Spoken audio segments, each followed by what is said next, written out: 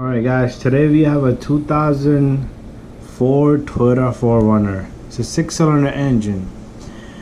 The code is P0302, which is a cylinder number 2 misfire.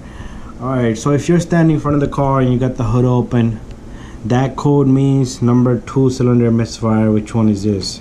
So if you're standing in front of the car and you're looking at the engine, which would be, you'll be standing right here, right in front of the car, and if you look this way, you will see the fan here and the belt, everything in front of the engine. So to the right of this is number 2 cylinder. This is on the driver's side, so the driver will be sitting over here somewhere up here inside, and that's the side. So it's front of the engine, to the left of the engine, but right of you if you're standing in front of the car facing this way. So the right hand would be this is number 2.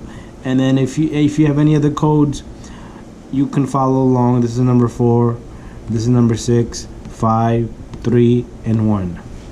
So there you have it. If you're having a misfire on cylinder number 2 and the code is P0302, you would change the spark plug or ignition coil in this cylinder. You can always swap it from one to another and see if the code switches to cylinder number 4 misfire, and then you could simply order the parts and place the new spark plugs and ignition coil in that cylinder. However, if that doesn't resolve the issue, some of these cars, the engine will misfire but you won't detect it and the car will not shake.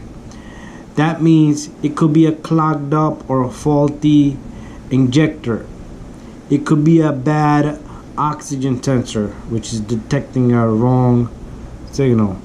So there you have it. But if it was my car and I was working on this car, I would definitely change the ignition coil and spark plugs before going crazy and doing a big job like changing an injector. Before you check the compression, you can always swap it from one to another just to confirm it. If it's a heavy shake and you swap it and the shake is still there but it gives a different code, then there you have it. You have it confirmed. Okay, but if you do swap it, so here it is, guys. So if you're standing in front of the engine, you would come to right here by the filter, right the back there. That's the coil I changed. That's a new coil. That's the coil for number 2.